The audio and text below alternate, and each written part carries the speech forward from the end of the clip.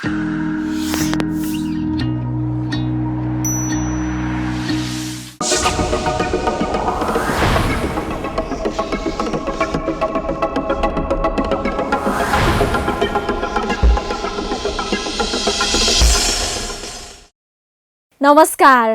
यो AB news खबरको सङ्केत हो। दर्शकवृन्द, आइसिआइडीको प्रस्तुति कार्यक्रम डेभलपमेन्ट फोरम अन्तर्गतको निर्माण सरोकारमा तपाईँलाई स्वागत छ। म करिश्मा कार्की। निर्माण क्षेत्रमा भएका विविध गतिविधिमा केन्द्रित निर्माण सरोकारको सुरुवातमा प्रस्तुत छ केही निर्माण समाचार।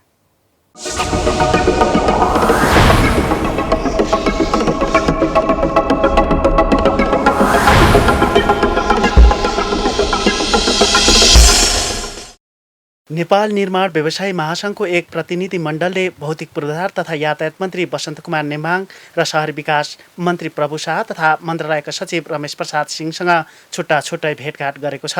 उक्त भेटमा कोरोना भाइरसको नयाँ भेरिएन्टको कारण भएको निषेधाज्ञाले निर्माण उद्योगमा परेको असरबारे व्यवसायले मन्त्रीद्वय र सचिवलाई जानकारी गराएका थिए।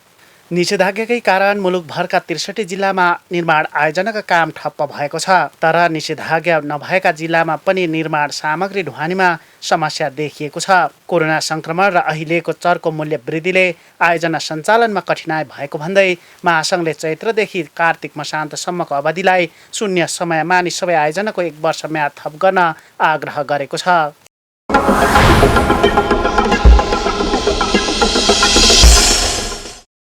नेपाल निर्माण व्यवसायी महासङ्घले कोरोनाको कहरमा निर्माण क्षेत्रको काम गर्न नसकिने भन्दै सरकारको ध्यान आकर्षण गराएको छ। यसअघि सिसिएमसीले गरेको निर्णयअनुसार आयोजना सञ्चालन गर्दा आवासीय कामदार राख्नुपर्ने र स्वास्थ्य मापदण्ड पालन गर्दै कार्य सञ्चालन गर्नुपर्नेछ। तर अहिलेको विषम परिस्थितिमा आयोजना सञ्चालन गर्न नसकिने उल्लेख गर्दै भौतिक पूर्वाधार तथा यातायात मन्त्री वसन्त कुमार नेमाङ समक्ष महासङ्घले विभिन्न माग राखेको छ। निर्माण कार्यका लागि प्रयोग हुने सवारी साधनको पास उपलब्धतामा असहजता तथा सञ्चालनमा अवरोध र ठुला उद्योग खुले पनि त्यसका शाखा तथा वितरक पसल बन्द हुँदा निर्माण सामग्रीको अभाव भई आयोजना प्रभावित भएको महासङ्घले विज्ञप्तिमा उल्लेख गरेको छ। कोरोना संक्रमणको यस परिस्थितिको अध्ययन गरी सहज वातावरण नहुन्जेलसम्मका लागि कर तथा किस्ता बुझाउने समय थप गर्नुपर्ने लगायतका विषयलाई अघि सारेको महासङ्घका महासचिव रोशन दाहालले जानकारी दिनुभयो।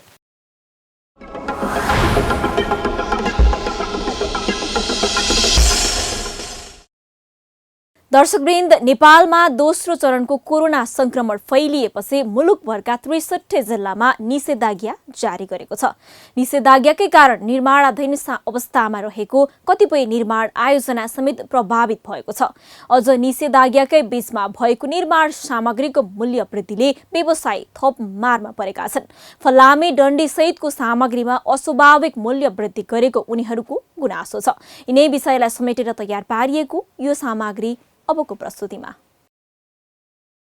कोरोना संक्रमण नियन्त्रणका लागि निषेधाज्ञा हुँदा निर्माण सामग्रीको मूल्य भने आकाशिएको छ। वैशाख जेठ असार महिनामा विकास बजेटको 30% रकम खर्च हुने भए पनि वैशाखमै निषेधाज्ञा हुँदा विकास आयोजनाको काममा पनि बाधा पुगेको हो। तर यही अवधिमा उद्योगी तथा विक्रेताहरूले कोरोनाको बहानामा निर्माण सामग्रीको मूल्य बढाएका छन्, जसको मार निर्माण व्यवसायले भोग्नु परेको छ। नेपाल निर्माण व्यवसायी महासङ्घले निर्माणजन्य वस्तुको उत्पादन गर्ने उद्योगले निषेधाज्ञा नभएका जिल्लामा पनि निर्माण सामग्री पठाउँदा मूल्य बढाएर पठाएका छन्। अब यो निर्माण क्षेत्रको हरेक क्षेत्रलाई असर पर्छ। निर्माण क्षेत्र भन्ने बित्तिकै जुनसुकै निर्माण क्षेत्रमा पनि तपाईँको यो काम गर्नको लागि निर्माण सामग्री नभइकन हुँदैन। अर्काले उत्पादन गरिदिएको निर्माण सामग्री ल्याएर हामीले चाहिँ आफूले एउटा कुनै एउटा संरचना तयार गर्छौँ। जस्तै एउटा भवन बनाउनु पर्यो भने त्यहाँ इँटा चाहियो, तपाईँको डन्डी चाहियो, सिमेन्ट चाहियो, अनि काठ चाहियो अथवा अल्मुनियम चाहियो। जे जे त्यहाँनिर उसले गरेको छ त्यो सामानहरू चाहियो। त्यसले गर्दाखेरि त्यो बनाउने जसलाई जति त्यो बनाएको छन् त्यो उपभोक्ताहरू त्यो सबैजनालाई हामी निर्माण व्यवसायलाई त एकातिर मार्का परेको छ। तर पनि एउटा आम उपभोक्ताले जसले त्यो कन्स्ट्रक्सनको कामहरू गर्छन्, कन्स्ट्रक्सनको कामहरू गरिराखेको छन्, उनीहरू सबैलाई चाहिँ यो चाहिँ असर परेको। नेपाल निर्माण व्यवसायी महासङ्घका महासचिव रोशन दाहालका अनुसार काठमाडौँमा निषेधाज्ञा हुनासाथ फलामे डन्डीको मूल्य अत्याधिक बढेको छ। डन्डीको मूल्य पछिल्लो एक हप्तामै 35% बढेको हो। काठमाडौँमा निषेधाज्ञा हुनुभन्दा अघिल्लो दिनसम्म डन्डी प्रति केजी 80 देखि 85 रुपियाँमा पाइन्थ्यो। तर अहिले त्यसको मूल्य बढेर 107 देखि 110 सम्म पुगेको छ। यो प्रतिशत भन्दा पनि तपाईँको रुपियाँकै हिसाबमा 80-85 रुपियाँ थियो 14-15 गतेसम्म डन्डीको मूल्यहरू 80 रुपियाँ चान्चुन 80 रुपियाँ चान्चुनमा खरिद बिक्री भएको थियो भने अब अहिले त्यही मूल्य चाहिँ तपाईँको भ्याट समेत झनै 110 रुपियाँ आजको रेट भन्ने कुरा चाहिँ मैले साथीहरूबाट मैले बुझेको छु। ठ्याक्कै उहाँहरूसँग त उद्योगपतिहरूले त हामीलाई यो रेट भनेर त आज भन्नुभएको छैन, तर हाम्रा जसले खरिद गर्नुभएको छ उहाँहरूसँग चाहिँ आज बुझ्दाखेरि झनै 110 रुपियाँ हाराहारमा चाहिँ पुगेको अवस्था छ आज डन्डीको रेट। र सिमेन्टमा प्रति बोरा झन्डै 100 देखि 150 रुपियाँ जति बढेको अवस्था छ। त्यस्तै सडकलाई 90 नहुने, पिचलाई 90 नहुने, पिच नगरी नहुने सडकका कामहरूको लागि अति आवश्यक पर्ने तपाईँको बिटुमिनमा पनि तपाईँको 100 रुपियाँ नागिसकेको अवस्था छ। त्यसले गर्दाखेरि यो निर्माण क्षेत्र अहिले तहस नहस, एकतिर कोभिडले तहस नहस बनाएको छ भने अर्कोतिर मूल्य वृद्धिले गर्दाखेरि तहस नहस बनाउने कामहरू भएको छ। कोरोनाको बहानाले उद्योगीले उत्पादनमा कमी आएको भन्दै मौका छोपेर निर्माण सामग्रीको मूल्य बढाएको नेपाल निर्माण व्यवसायी महासङ्घले जनाएको छ। उद्योगीले कहिले मजदुर अभाव त कहिले कच्चा पदार्थको मूल्य बढेको भन्दै पटक पटक सामग्रीको मूल्य बढाउँदै आएका छन्। हामीलाई मात्रै होइन, निर्माण क्षेत्रमा हामी काम गर्छौँ। निर्माण क्षेत्रका हामीहरूले त राज्यसँग तपाईँको बोलपत्र आह्वान हुन्छ। बोलपत्र आह्वान भएपछि ठेक्का लिन्छौँ, ठेक्का गर्छौँ। त्यहाँबाट हामीले चाहिँ भोलि केही रकम मूल्य वृद्धि पनि पाउला, केही ठेक्काहरूमा मूल्य वृद्धि पाउलान्, तर केही ठेक्काहरूमा नपाउने पनि धेरै जसो ठेक्काहरूमा नपाउने अवस्था छ। त्यो सँगसँगै आम उपभोक्ताले पनि त काम गरिराखेको अवस्था छ। आम उपभोक्ताले आफ्ना निजी घरहरू बनाइरहेको अवस्था छ। आम उपभोक्ताले अन्य कामहरू पनि गरिरहेको अवस्था छ। त्यसले गर्दाखेरि त्यो हामी सँगसँगै म पनि एकजना आम उपभोक्ताको रूपमा पर्छु भनेदेखि हो यो त सम्पूर्ण नेपाली जनताको लागि यो एउटा ढाड भाँच्ने काम भएको छ। कोरोना एकतिर महामारीको रूपमा आएको छ भने अर्कोतर्फ मूल्य वृद्धि गराएर उहाँहरूले चाहिँ एउटा कोरोनाभन्दा ठुलो महामारीको रूपमा उहाँहरूले दण्डित गर्नुपर्छ। अब यो मूल्य वृद्धि किन भएको छ भन्ने कुरा चाहिँ अब यो हामीले होइन, यो राज्यले बुझ्नुपर्ने कुरा हो। यता ग्रिल तथा स्टिल व्यवसाय महासङ्घका अध्यक्ष मोहन कटुवालले पनि निर्माण सामग्रीको मूल्यमा वृद्धि हुँदा व्यवसाय मार्गमा परेको बताएका छन्। अन्तर्राष्ट्रिय बजारबाट आयात गर्नुपर्ने कच्चा पदार्थको मूल्य बढेको भन्दै उद्योगीले स्टिल र डन्डीको भाव बढाएको उहाँको भनाइ छ। तर अन्तर्राष्ट्रिय बजारमा बढेको भावभन्दा 2 गुणा बढी भाव नेपाली उद्योगीले बढाउँदा पनि त्यसको प्रभावकारी अनुगमन गर्ने निकाय मुखदर्शक बनेर बसेका छन्। वास्तवमा निर्माण सामग्रीको मूल्य वृद्धि भएको थियो। भएपछि हामी ग्रिल तथा स्टिल व्यवसायी महासङ्घ नेपालले रोलिङ मिल र हार्डवेयर व्यवसायीसँग फरक छुट्टै बसेर छलफल गरेर यो मूल्य वृद्धि किन भएको त, नेपालमा मात्रै बढाइयो हो कि अन्तर्राष्ट्रिय स्तरमै मूल्य वृद्धि भएको हो कि अथवा कच्चा पदार्थले भनेपछि उनीहरूले अन्तर्राष्ट्रिय स्तरमा मूल्य वृद्धि भएको भनेर भनेपछि हामीले खोज्दाखेरि चाहिँ बाहिर बढेको रेसियोमा चाहिँ रहेनछ। अनि त्यस पछाडि उनीहरूले त्यो हामीसँग छलफल गरेपछि मूल्य वृद्धि रोकियो। त्यसको 15 दिनपछि फेरि अनि अलिअलि गरेर बढाउन थालिसकेपछि ठ्याक्कै यो निषेधाज्ञा सुरु भयो। निषेधाज्ञा सुरु भएर पनि मूल्य वृद्धि चाहिँ रोकिएन। आज मात्रै मैले थाहा पाए अनुसार जस्तामा 5% बढ्यो, तपाईँको सिमेन्टमा 30 रुपियाँसम्म बढेको छ, फलाममा पनि अब अहिले 105-107 सम्म पुग्यो, तपाईँको 76-77 को फलाम चाहिँ त्यतिमा पुगेको छ। त्यस कारणले अहिले उद्योगहरू बन्द भएको अवस्थामा पनि मूल्य वृद्धि अनि सोधेँ मैले के न भन्दाखेरि अन्तर्राष्ट्रिय स्तरमै ब्लेडको भाउ बढेको भन्ने कुराहरू आयो। अब हामीलाई चाहिँ के लाग्छ भने सर मूल्य वृद्धि हुनु स्वाभाविक प्रक्रिया नै हो, तर अन्तर्राष्ट्रिय स्तरमा मूल्य वृद्धि भएको रेसियोमा नेपालमा बढेको हो कि होइन भन्ने कुरा खोजी गर्ने चाहिँ निकायको अनुगमनको कमी भयो। पहिलो लहरको कोरोना महामारीले ठप्प भएको निर्माण आयोजना केही महिना अघिबाट मात्र सुरु भएको थियो। पुनः महामारीले नेपाललाई गाजेपछि विकास निर्माणका काम ठप्प छन्। यो बेला निर्माण सामग्रीमा भएको मूल्य वृद्धिले ग्रिल तथा स्टिल व्यवसाय पनि प्रत्यक्ष मारमा परेको महासङ्घका अध्यक्ष कटुवालले बताउनुभयो। निषेधाज्ञा गर्नु 15 दिन अगाडिसम्म चाहिँ हाम्रो 80 रुपियाँ 82 रुपियाँ 85 रुपियाँमा पाइने सामानहरू अहिले आएर 107 रुपियाँ केजीसम्म पुग्यो। त्यसै गरी फाइबरको मूल्यमा पनि वृद्धि भएको छ होइन। अब त्यसै गरी जस्तामा हिजोबाट मात्रै फेरि 5% बढ्यो भन्ने खबर आएको छ। यतिखेर सबै हार्डवेयर बन्द छन्। अब मुख्य कुरो चाहिँ के हो भने अहिले भनेको हाम्रो वास्तवमा पिक आवर हो। काम गर्नुपर्ने बेला, आर्थिक वर्षको सकिने बेलामा कामहरू सबै बुझाएर हिसाब किताब फर्सेत गर्नुपर्ने बेलामा मूल्य वृद्धि त हुन्छ, डिमान्ड अनुसार हुन्छ हुन चाहिँ। तर अब अहिले त्यति धेरै ठुलो डिमान्ड पनि नभएको बेला अहिले सबै उद्योग बन्द हुँदाखेरि पनि मूल्य वृद्धि गर्दाखेरि चाहिँ हामीलाई वास्तव अन्यलमै छौँ। तर यतिखेर के चाहिँ हुन्छ भने अलिकति स्टक गर्नेहरूले अब 100 केजी राख्नेले 500 केजी राख्ने स्टक राख्ने, यतिखेर चाहिँ कसैले खोजिने त्यो जति पनि पैसा तिर्छन् भन्ने हिसाबले चाहिँ मूल्य वृद्धि गराइएको पनि एउटा हामीलाई त्यस्तो खालको भान पनि हुन्छ। तर समस्या के भने कोभिडबाट थला परेको व्यवसाय अलिकति कोभिड कम हुँदै जाँदाखेरि चाहिँ अलिकति गति लिन मात्रै के खोजेको थियो ग्रिल उद्योगीहरू। अब एकैचोटि मूल्य वृद्धि हुँदाखेरि त त्यसै पनि मारमा परे। अब फेरि अहिले दोस्रो चरणको कोभिडले गर्दाखेरि त अब हामीलाई त अब काम गर्न एक त उद्योग पनि बन्दको अवस्थामा छ। महासङ्घका अनुसार फलामजन्य निर्माण सामग्री, डन्डी, पाता, पत्ती, जीआई तार तथा ग्याबिन तार उत्पादनमा उद्योगले अत्याधिक मूल्य बढाएका छन्। फलामजन्य निर्माण सामग्री उत्पादक कम्पनीले अन्तर्राष्ट्रिय मुद्रा डलरको दरमा थोरै मात्रामा मूल्य बढेको अवस्थामा पनि सोही अनुपातभन्दा अत्याधिक रूपले मूल्य वृद्धि गरी मिलेमतो गरेको महासङ्घको आशंका छ। यस्तो सङ्कटकालीन समयमा सरकारले मूल्य वृद्धिका विषयमा अध्ययन गरी व्यवसायलाई बचाउन पनि अध्यक्ष कटुवालको आग्रह छ। यति धेरै ठुलो सङ्कटको बेलामा हामीले सुन्ने गरेका छौँ, विभिन्न खालका न्युजहरू बजारमा सुन्छौँ। यतिखेर हामी देश र जनताप्रति पनि उत्तरदायी हुनुपर्ने, सामाजिक उत्तरदायित्व पुरा गर्नुपर्ने। एउटा हामी व्यवसायी मात्रै नभएर आम उपभोक्ता पनि हौँ। त्यस कारण हामी व्यवसायी उद्योगीले पनि आफ्नो के अरे व्यवसायिक धर्मलाई नछोडिकन काम गर्नुपर्नेलाई यदा कदा त्यस्ता खालका घटना छन्। र मूल्य वृद्धिले त झन् धेरै ठुलो समस्या। यतिखेर डिमान्ड नभएको धेरै नभएको बेलामा बन्दको अवस्थामा यसरी मन परि मूल्य वृद्धि गर्यो।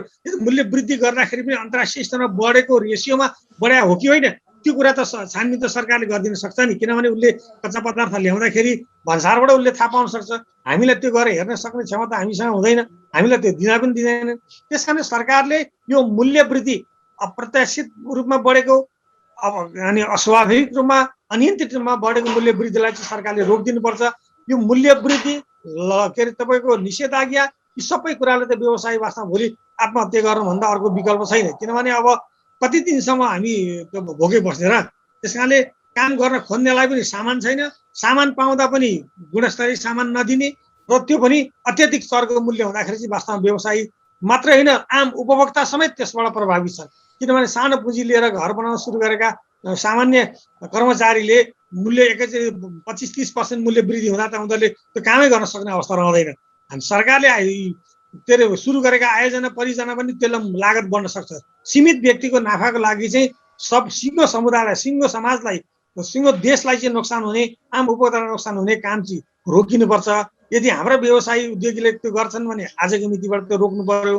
अन्तर्राष्ट्रिय स्तरमा बढेको हो, रेसियोमा बढाएको छ भने त्यो कारणसहित हामीले जानकारी हुनु पर्यो ताकि हामीले पनि आफ्ना कस्टमरसँग त्यो कन्भिन्स गरेर चाहिँ हामीले काम गर्न सकौँ। यता नदीजन्य निर्माण सामग्री अन्तर्गत ढुङ्गा, बालुवा, गिटीमा समेत विभिन्न व्यवसायले अभाव देखाई अत्याधिक मूल्य वृद्धि गरेको महासङ्घले जनाएको छ। तर अहिले गरिएको नदीजन्य सामग्री सहित निर्माणजन्य सामग्रीको मूल्य वृद्धि कुनै पनि दृष्टिकोणबाट व्यावहारिक तथा वैज्ञानिक नभएको निर्माण व्यवसाय महासङ्घका वरिष्ठ उपाध्यक्ष निकोलस पाण्डेले बताउनुभयो। निर्माण सामग्रीमा मात्रै होइन सबै कुरामा मूल्य वृद्धि भएको खबरहरू हामीले सुन्न पाइरहेका छौँ। र त्यो मध्येमा पनि अहिले सबैभन्दा मूल्य वृद्धि भनेको हाम्रो यो डन्डी निर्माण गर्ने डन्डीमा चाहिँ मूल्य वृद्धि अलिकति अधिकतम ज्यादा भएको स्थिति छ। त्यसलाई म कन्फर्म पनि गर्न सक्छु। र उहाँहरूलाई हामीले सोद्धाखेरि उहाँहरूले के बहाना गर्नुहुन्छ भन्दा अहिले जुन उहाँहरूको बिलेट जुन इन्डियाबाट ल्याउनु पर्छ त्यसको अभाव रहेको इन्डिया मार्केटमा।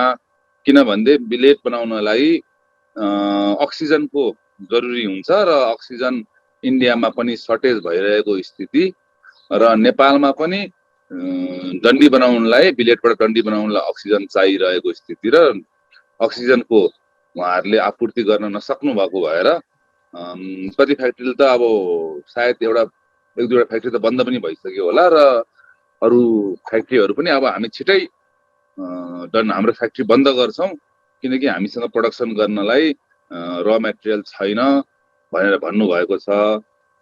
त्यो कारणले गर्दाखेरि डन्डीको भाउ चाहिँ सायद अब डिमान्ड ज्यादा स्टक कम उत्पादन कम भएको भएर यसलाई चाहिँ अलिकति मूल्य बढाएको हुनुपर्छ भन्ने मलाई लाग्दछ। र सिमेन्टको हकमा पनि अब अहिले कामदारको अभाव छ, ढुवानी गर्न नसक्ने स्थिति छ र ढुवानी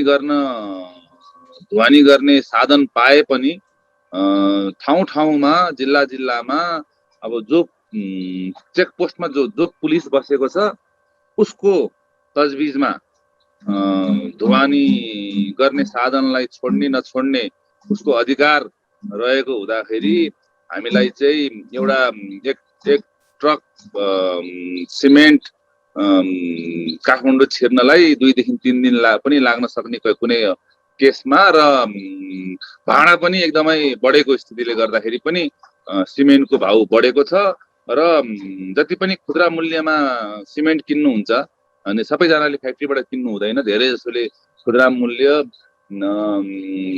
के भन्छ हार्डवेयर पसलहरूमा किन्नुहुन्छ र उहाँहरूले पनि पक्कै पनि यो बेलामा सर्टेज भएको बेलामा अप्ठ्यारो भएको स्थितिमा 30-40 रुपियाँ प्रति बोरा बढाएको स्थिति पनि देखिएको छ। गत असोज 28मा नै गृह मन्त्रालयको निर्णयअनुसार नदीजन्य सामग्रीको उत्खनन तथा बिक्री वितरण गर्न नपाइने निर्णय भएको छ। उक्त निर्णयले व्यवसाय निराश भएसँगै त्यसप्रति व्यवसायले असहमति जनाउँदै आएको छ। तर सरकारले गरेको उक्त निर्णयबाट आग्रह र पूर्वाग्रह रूपले क्रसर बन्द हुन गएको र त्यसबाट अभाव सिर्जना हुन गएको व्यवसायको आरोप छ। नदीजन्य सामग्रीको उत्खनन तथा बिक्री वितरण भएसँगै बजारमा चरम कालो बजारी सुरु भएको नेपाल निर्माण व्यवसाय महासङ्घका वरिष्ठ उपाध्यक्ष पाण्डेको भनाइ छ। नदीजन्य भनेको त सधैँ मूल्य वृद्धि भइराख्ने चिजै हो, किनकि एउटा निश्चित मापदण्ड बिना हामीले उत्खनन गरेर नदीजन्य सामग्रीहरू उत्खनन गरिएका नदीजन्य सामग्रीहरू हामीले किन्नुपर्ने हुन्छ र धेरै जसो चाहिँ पर्मिसन नदिने र दिएकाहरू पनि सीमित हुने भएको भएर पहिलादेखि नै त्यो त झन् कालोबजारीको एकदम चरम सबैभन्दा महँगो तिरेर ल्याउनु पर्ने नै नदीजन्य सामग्रीहरू हुन् र यो बेलामा त झन् नबढ्ने त कुरै नै भएन। महासङ्घका अनुसार बजारमा नदीजन्य सामग्रीको अभावले पनि परियोजना नै ठप्प हुन सक्ने अवस्था देखिएको छ। गत कार्तिकसम्ममा क्रसर उद्योगमै 2500 देखि 3000मा प्रति टिप पाउने बालुवा अहिले 8000सम्म पुर्याइएको छ। अहिले निर्माण सामग्रीमा भएको मूल्य वृद्धिसँगै नदीजन्य सामग्रीमा पनि दोब्बर तेब्बर मूल्य वृद्धि भएको छ। यसअघि क्रसरले 2500मा प्रति टिप दिए पनि काठमाडौँमा आइपुग्दा 22000सम्म मूल्य पर्थ्यो, तर अहिले उक्त मूल्य बढेर 27 देखि 28000सम्म पुगेको छ। मूल्य वृद्धिसँगै सामग्री अभावले व्यवसायलाई थप समस्या आउन सक्ने महासङ्घका वरिष्ठ उपाध्यक्ष पाण्डेको भनाइ छ। सबैको सोर्स एक ठाउँमा हुँदैन लिने र अहिले चाहिँ कस्तो छ भन्दाखेरि अब ढुवानीको कुरा गरिहाल्नु भयो, 50-60 रुपियाँ त्यहीँ बढिरहेको छ होइन। त्यो पनि अझ तपाईँको टिप्पर ड्राइभरको हातमा हुने भयो, जान चाहने नचाहने। किन भन्दाखेरि अहिलेको बेलामा उहाँहरूले हाम्रो रिस्क छ, यस्तो छ, बाटोमा गाडी रोकेर हामीलाई खडा गरिदिन्छ, राति मात्रै आउन मिल्छ इत्यादि बहानाले गर्दाखेरि ढुवानीमा महँगो मूल्य वृद्धि भएपछि यसै पनि सामग्रीको मूल्य वृद्धि हुने नै भइहाल्यो होइन। तपाईँको 30-40 रुपियाँ डन्डीमा बढेको स्थिति छँदैछ र त्यसपछि अब सिमेन्टमा पनि अरू 30-40 रुपियाँदेखि बढेको स्थिति छ। यो वर्किङ सिजन हो, यसै पनि मूल्य वृद्धि उहाँहरूले गराउने नै हो र यो गिटी बालुवालाई चाहिँ कुनै रेगुलेट गरेर डन्डी र सिमेन्ट जस्तै यति हो हाम्रो आजको मूल्य यति हो भनेर ननिस्किने भएको भएर मैले सर्टेज छ, जति लिए पनि हुने भयो। अहिले त लिन चाहनेले जतिमा पनि लिन सक्नुपर्ने स्थिति हुनसक्छ। कोरोनाका कारण सृजित चौतर्फी समस्याले काम गर्न समस्या भइरहेको समयमा निर्माणजन्य सामग्रीको मूल्य वृद्धि गरी कालो बजारी हुँदा व्यवसाय झन समस्यामा परेका छन्। तसर्थ निर्माण कार्य तोकिएको समयमा सम्पन्न गर्न सरकारले पनि बजारमा प्रभावकारी अनुगमन गरी मूल्य वृद्धि नियन्त्रण गर्न जरुरी छ।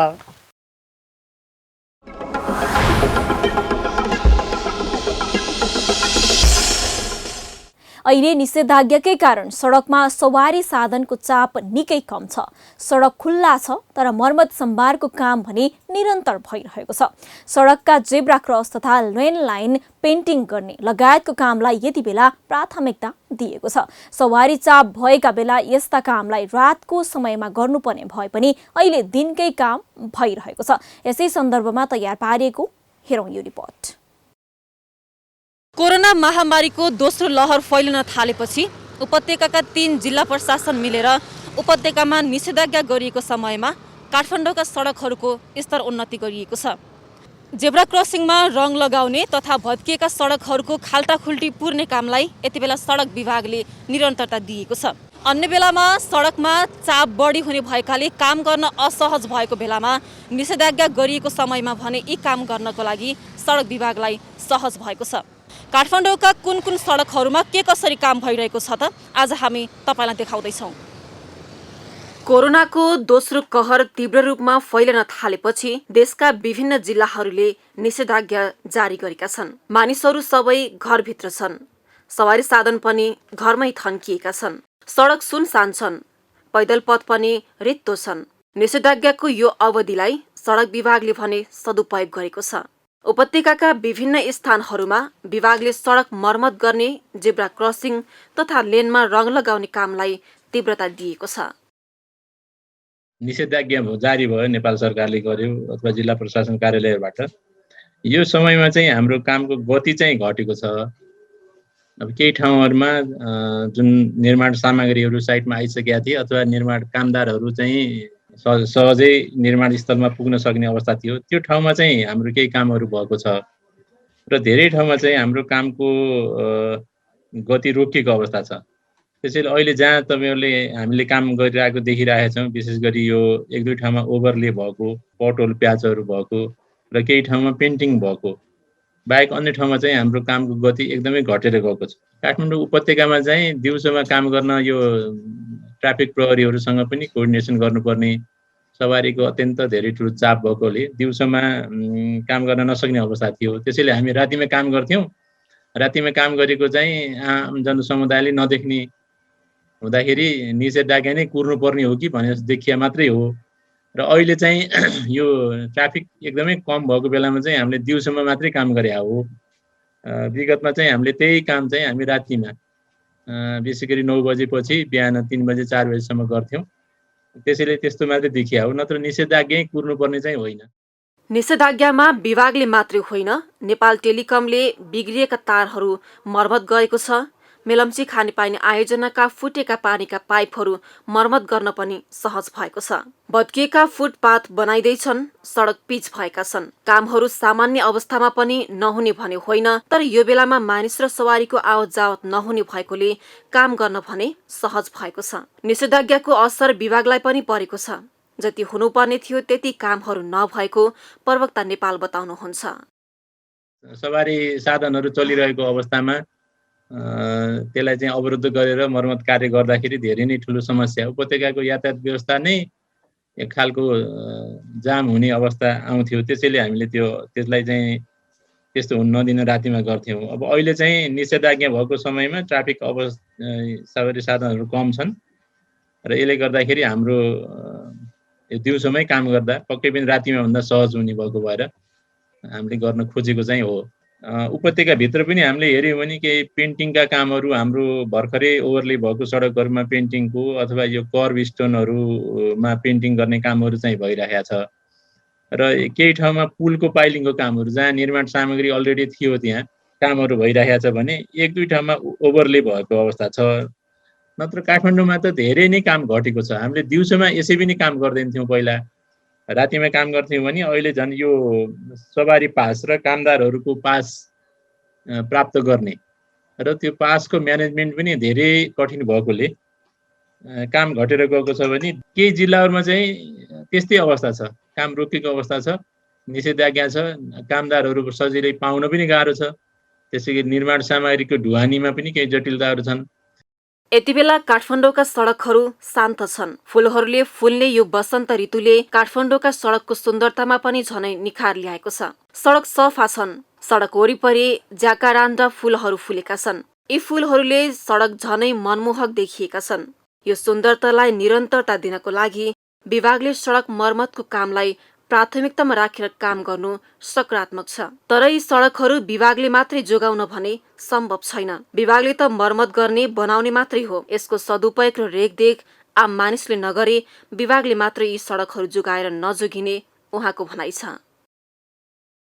सामान्यतया अब यो विशेष गरी हाम्रो अनुरोध के हो भने यो सडक भनेको चाहिँ सबैको सम्पत्ति हो। त्यसैले फुटपाथहरू विशेष गरी सडक यसै पनि सफा हुन्छ, तर फुटपाथबाट निर्माण सामग्रीहरू अथवा फुटपाथमा केही जङ्कहरू फोहोरहरू फ्याँकिदिँदाखेरि त्यो फोहोर आएर सडक बिग्रिने हो। अब सडक विभागले मात्रै सडक जोगाउने अनि अन्यले चाहिँ केही पनि नगर्ने हो भने चाहिँ सडक जोगिँदैन। त्यसैले सडक सबैको भन्ने किसिमले सडक विभागले चाहिँ जुन प्राकृतिक कारणले अथवा या सवारी साधनको कारणले बिग्रिने सडकहरू मर्मत गर्ने र त्यो मर्मतलाई टिकाउनलाई चाहिँ सडकको छिमेकीहरू, त्यसको वरिपरि बस्ने बासिन्दाहरू, व्यापारीहरू, ठेलागाडा चलाउनेहरू, यी सबैले चाहिँ सडकमा फोहोर नगरिदिने हो भने यो सडक चाहिँ धेरै टिकाउ हुन्छ। निरन्तर प्रयोग मात्रै हुन थाल्यो भने जुनसुकै कुरा होस् छिटो बिग्रिन्छ। त्यसैले बेला बेलामा मर्मतको पनि आवश्यकता पर्छ। त्यसमा यी सडकहरू पनि पर्छन्। विपदले कहिलेकाहीँ नयाँ पाठ मात्रै सिकाउँदैन, राम्रो अवसर पनि छोडेर जाने गर्छ। अत्याधिक सवारीको चापले गर्दा मर्मत गर्ने समय पनि नपाएका यी सडकहरूलाई यति बेलाको निषेधाज्ञा भने दुखाइको मलम बनेको छ, राम्रो हुने मौका मिलेको छ। क्यामेरा पर्सन हर्क घलानको साथमा पार्वती पाण्डेको रिपोर्ट।